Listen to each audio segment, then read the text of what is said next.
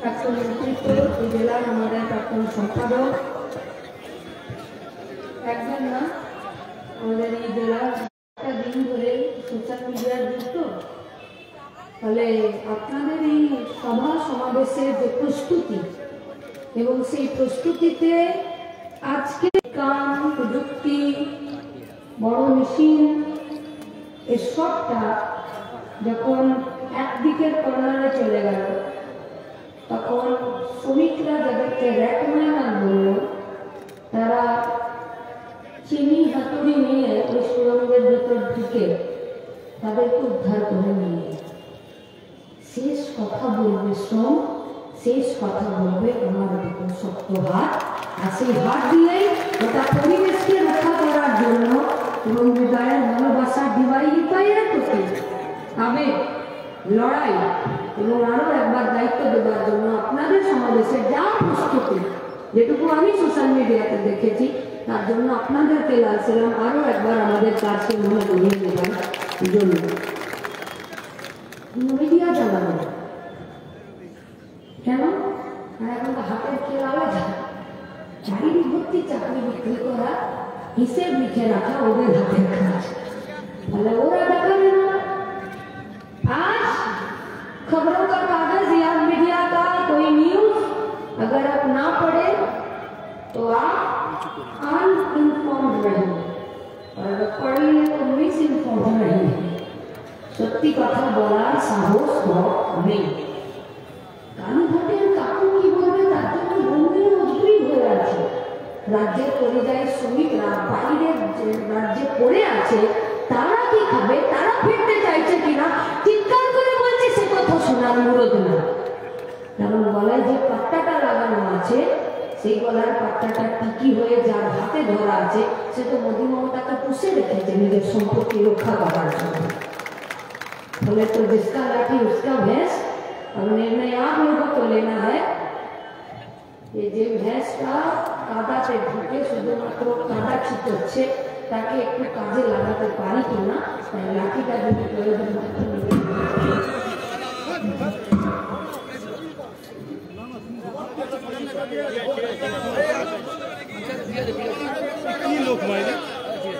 যদি প্রয়োজন হয় তাহলে সেই লাঠিটাও নিয়ে নিতে হবে। ওটা পশ্চিমবঙ্গের মাটিতে খুব বড় বিপদ, যার হাতে ক্ষমতা ছিল, যাকে ক্ষমতা আমরা দিয়েছিলাম, ক্ষমতা তো দেবার নয়, এটা হচ্ছে দায়িত্ব, জিম্মেদারি। যখন আমাদেরকে এখানে মঞ্চে, এটা খুব নড়বড় করছে, এখানে ছবি না তুললেই সুবিধা, ফলে যখন আমাদেরকে মঞ্চে এখানে সংবর্ধনা দিচ্ছেন, তখন আমাদের নেতৃত্বরা বলছেন যে উনি একমাত্র আমাদের কাউন্সিলর, তো তাতে তো গর্ব হওয়া উচিত। আরে 222 জন মিলে তো চুরি করছে, বাকি ভোট তৈরি করছে, লড়তে গেলে 8 জনই কাফি হয়। আর গোটা পশ্চিমবঙ্গের মাটিতে কাউন্সিলররা, পঞ্চায়েতরা যারাই আছেন যেখানে লড়ে যারা, শের কি বাচ্চে কি যারা, বামপন্থীরা কখনো কোনো এলাকাতে पाड़ा राजनीति करे ना, वामपंथीरा कोথাও कोनो कुर्सी के लिए राजनीति नहीं करते हैं। ये लोग दुनिया बदलने के लिए लड़ाई करते हैं। भूखे को खाना, जार माथा छाद नहीं था छाद, और नंगे को कपड़ा दिलाने के लिए अपना इंकलाब का नारा बुलंद करते हैं, उसी को कॉमरेड बोलते हैं, उसी को वामपंथी बोलते हैं। ताराई लड़ाई का कोच उन्हीं ने जॉइन किया। বিকেট করছেন, ভোট পাবেন কিনা, কাকে দেখে আপনি পদযাত্রা বের করলেন, ব্রিগেডের সমাবেশটা কোন দিকে হবে, আদৌ পাবেন কিনা মাঠ, সমাবেশটা বেকা হবে না টেরা হবে, মঞ্চটা কিসের হবে, হাইট কত হবে। যাদের এত প্রশ্ন, তারা একটা প্রশ্ন করছে না। গোটা পশ্চিমবঙ্গের মাটিতে শুধুমাত্র এই এলাকায় দুটো টেক্স মেকার কারখানা ছিল, যেখানে 15 থেকে 20,000 শ্রমিক কাজ করছিল, আর যেখানে বিশ্বকর্মার পুজোটা দুর্গাপূজার মেলার মতো হতো, সেই পুজোটা বন্ধ হয়ে গেল, সেই কারখানা দুটো ঢুকতে প্রশ্ন করার সাহস হয়। কারণ যে সিস্টেম গোটা পশ্চিমবঙ্গের মাটিতে 12,000 বাকি বন্ধু তৈরি করে, সেই সিস্টেমের ধক নেই। যে কেন কারখানাগুলো বন্ধ।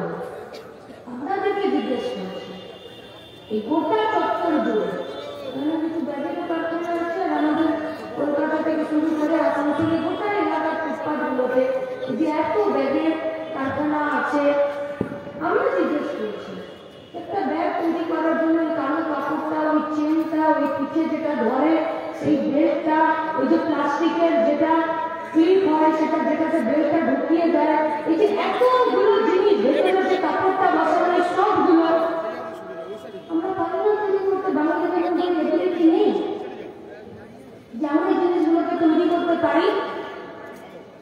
আর যদি নাই তৈরি করতে পারি तो सरकार का जिम्मेदारी क्या है? যে আপনি স্কুল খুলুন, কলেজ খুলুন, এগুলো যেখানে তৈরি করে ট্রেনিং সেন্টার খুলুন, আমাদেরকে কাজ দিন, আমাদেরকে কাজ শেখান, তারপরে এই কারখানাগুলোতে আপনারা নিজেদের হাতে নিন আর আমাদেরকে রোজগারের জায়গা দিন।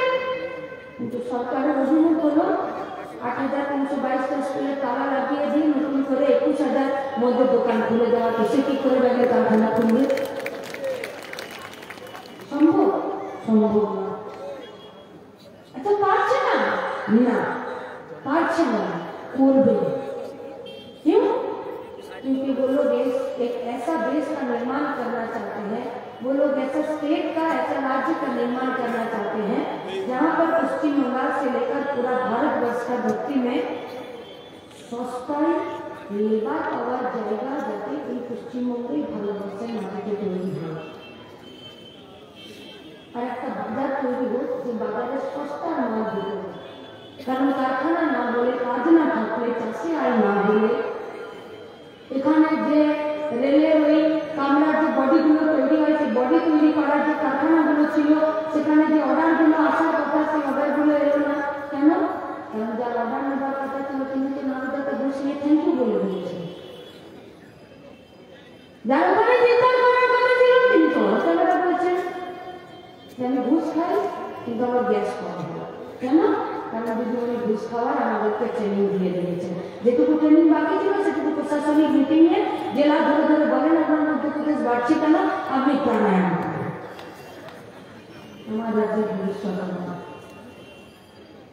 গোটা পশ্চিমবঙ্গের মাটিতে আমরা যারা কাজ করতে চাই, আমরা যারা একটা সৎপথে রোজগারের জায়গা চাই, আমরা যারা মেধাবী, আমাদের বসে থাকার জায়গা কলকাতার গান্ধী মূর্তি পাহাড়ের নয়। আমাদের জায়গা কারখানার ভিতরে, আমাদের জায়গা কলের ভিতরে, আমাদের জায়গা স্কুলের ভিতরে, আমাদের জায়গা সরকারি অফিসগুলোর ভিতরে। কিন্তু ওরা আমাদেরকে ভয় পাচ্ছে। কেন?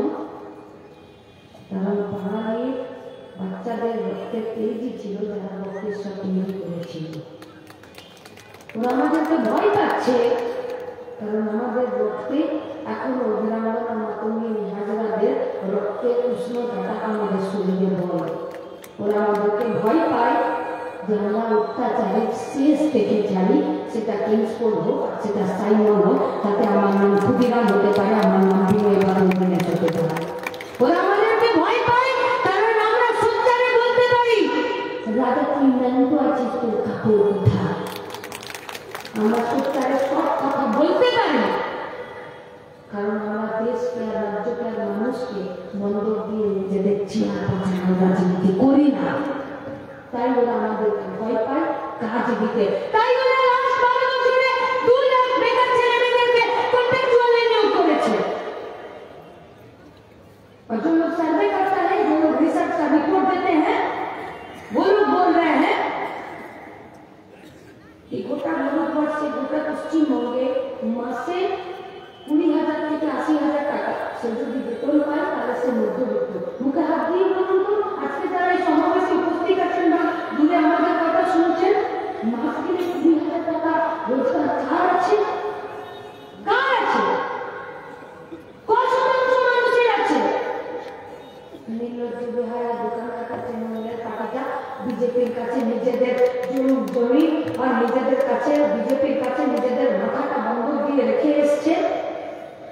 এরা কন্ট্রাকচুয়াল যে সমস্ত ছেলে মেয়েদেরকে কাজ দিয়েছে, পিএইচডি করা ছেলে গভর্নমেন্ট চাকরির জন্য ফর্ম ফিল আপ করছে, আর গ্রাজুয়েট ইঞ্জিনিয়ার ছেলেরা বোর্ডে হাতি টানানোর জন্য ফর্ম ফিল আপ করছে। হিন্দুদের লজ্জা নেই, কেন জানেন? কারণ ওরা পাঠকে বাবা বলে আর আমার পাঠকে চোর বলে। এদের লজ্জা নেই, কারণ এদের বাড়ির মেয়েরা সব করোনার সময় টিউশন পড়িয়ে 2 কোটি টাকা ইনকাম করে। এদের লজ্জা নেই, কারণ এদের মেয়েরা অনেক বাচ্চার মেয়ে বউকে নিয়ে জেলের ভিতরে বসে থাকে। নেই এদের লজ্জা, ফ্যামিলি প্যাকেজে আমাদের টাকাতে জেলে ভাত খাচ্ছে, পুরো ফ্যামিলি প্যাকেজে। আর তারপরে এরা নিয়োগ করে নিয়ে 5 থেকে 12 হাজার টাকা বেতনে অত্যন্ত পরিশ্রম করছে। 5 থেকে 12 হাজার টাকা বেতনে পেলে নিজের শরীরের কম দামি কাপড় আর হাতের থালা থেকে ডাল ওই মাটনটা ছেড়ে দিল। তো বিয়ে শাদী ঘরে যদি নিমন্ত্রণ হয় তো ওটা জিজ্ঞেস করে কি হচ্ছে, মাটন ভাড়া ছেড়ে দিয়েছে, বুঝে চিকেন হবে,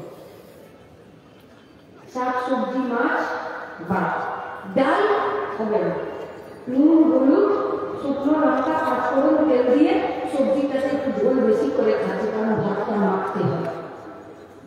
ডাল করার মোটা মুরদ শেষ। আর ডিম কিনতে গেলে তো মা বলছে আরে ডিমটা নর্মাল ডেলিভারি না সিজারিয়ান ডেলিভারি, এত দাম। তারপরে এরা বলছে যে 5 থেকে 12 হাজার টাকা কন্ট্রাক্টুয়ালি আমাদের বাড়ি আপনার বাড়ি ছেলেগুলোকে দিয়ে যেন মধ্যবিত্ত। আর গোটা দুনিয়াতে ভারতবর্ষ ক্ষুধা সূচকে প্রতিদিন নিচের দিকে নাম লেখাচ্ছে।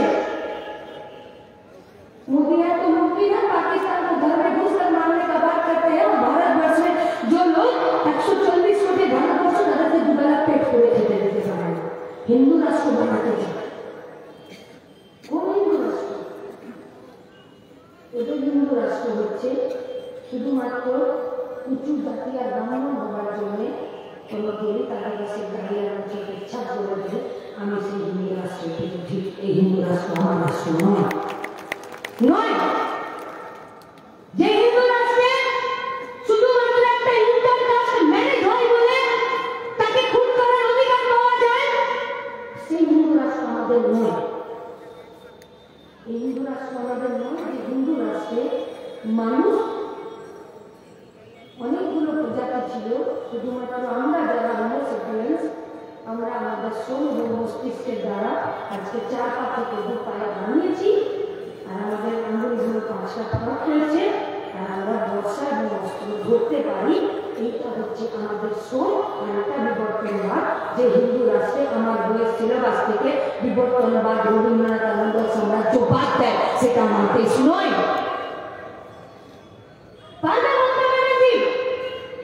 না থাকতে এই নতুন জাতীয় শিক্ষানীতির বিরোধিতা করতে পারবে না, কারণ কয়লা চৌধুরীকে বাড়ানোর জন্য মোদীর সঙ্গে জনগণকে মিটিং করতে হবে। হাওয়া বেরিয়ে যাচ্ছে প্রতিটাতে, সম্ভব নয়। কারখানায় কাজ 100 দিনের কাজ, নতুন করে শিল্পের কাজে কারখানার কাজে মাথা উঁচু করে বেঁচে থাকার জন্য কাজ শেখা, নিজের পকেটে টাকার ব্যবস্থা, আয়ের সৎ পথে তার ব্যবস্থা করা, তারপরে সেই টাকা নিয়ে বাজারে গিয়ে জিনিসপত্র কেনা, আর বাজারে যে জিনিসপত্র যে কারখানা থেকে আসছে, যে ফ্যাক্টরি থেকে আসছে, যে खेत खलिहान से आ रहा है, उस खेत को बचाना, उस खलिहान को बचाना, उस कारखाना को बचाना, उस कारखाना में मजदूर को बचाना।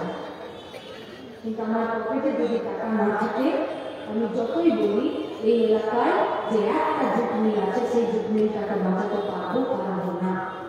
বুঝিয়ে না সবাই যে পার্লামেন্টের ভিতরে আমি বিজেপি আর বাইরে মমতা করে দৌড় খাচ্ছি। একা অর্জুন সিং না, মুকুল রায় তো ভুলেই গেছে তৃণমূলের নাম। কৃষ্ণ কল্যাণী ও তো পেট্রোল পাম্পের উপরে যে বিরাট বাড়ি, ওখানে শুধু পাইচারি করছে, ইডি যখন যাচ্ছে যা করার করে না, কারণ সেটি বাঁকুড়া বিষ্ণুপুর বিধানসভা ভেতরে বিজেপি, বাইরে মমতার ম্যানেজার করে দৌড় খাচ্ছে। মিডিয়া তোরাও তো জিজ্ঞেস করবে বিরোধী দলনেতা, এই বলবো আপনি কি বললেন, কে বিরোধী দলনেতা? বলছে শুভেন্দু। পরবর্তী অধিবেশনে শুভেন্দু অধিকারী যদি সত্যিকারের